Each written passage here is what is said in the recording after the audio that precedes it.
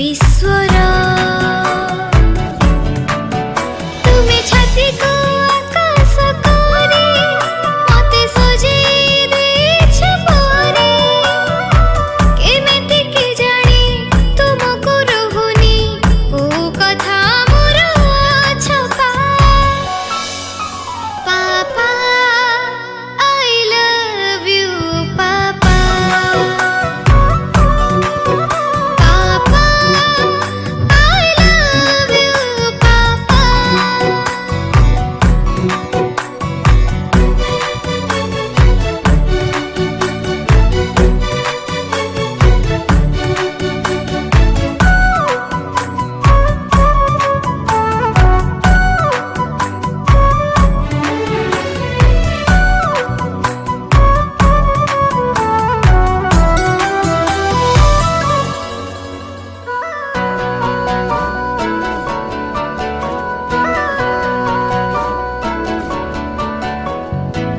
आखिर लुहकु मोर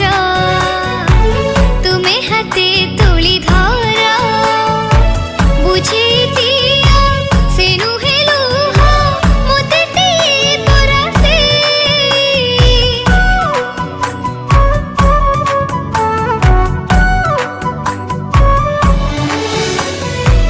तुमरी कोଳରେ सोई राति मोर जाए पाहे जानिबा ए पिलाटा गला कुआड़े केते बेलू फोन कलानी आसीबो बोली एपर्यंत देखा नहीं जाए देखे फोन टिके करे कुआड़े गला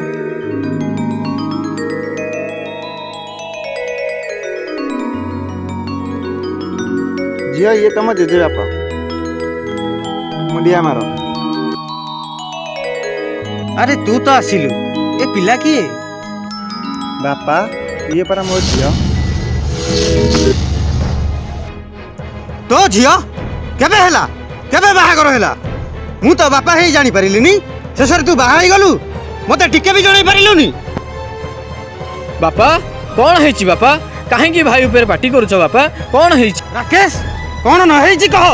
कौन है तो कह बापा मु अतजे ता बापा हे जानी परिलिनी से मोर गोटे बोली बड़ पुओ से बाहा होई मो पाखु पिला धरी आसीची कौन बापा भाई बाहा हो जाइए आमर एते भावना आ चिंताधारा सब बदली गला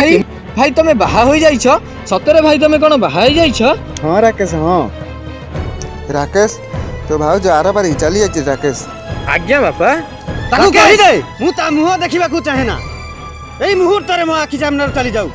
कहि दे नाई बापा सेमिति कह ना बापा एते दिन पर भाई आम पाखक आसी माने ताकू कौन आम तड़ी दबा जेते जहा हेले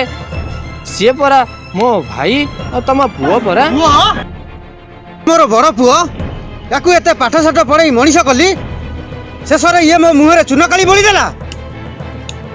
नाई बापा जहा हो जाइए ताकू भूली जाओ बापा ताको दुई जन को स्वीकार कर बापा स्वीकार कर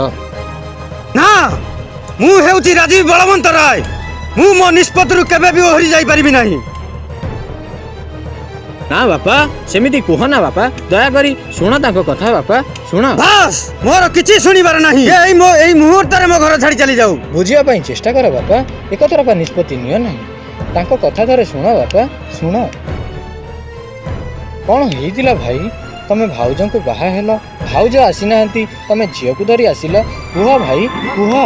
तेबे सुन राकेश कहूची सब कथा।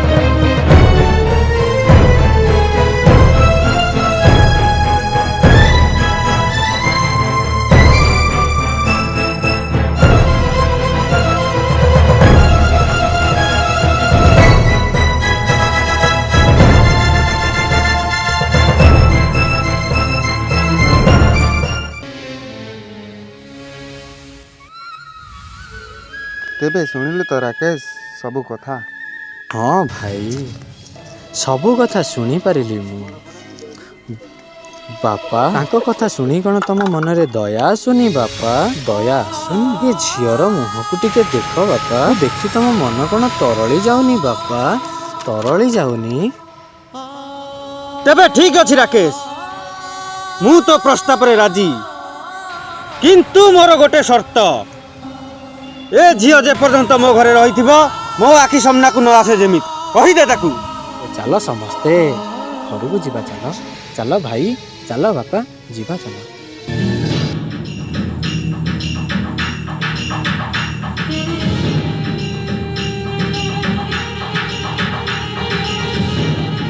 ଶୁଣ ରାଘବ, ତୋ ଭିଣେଇ ସୁରେଶ ବାପା ରାଜୀବ ବଳବନ୍ତରା ଏବେ ମାରିବାକୁ ପଡିବ। ତୋ ପାଖକୁ 1,00,000 ଟଙ୍କା ପଠେଇ ଦଉଛି ରାଘବ,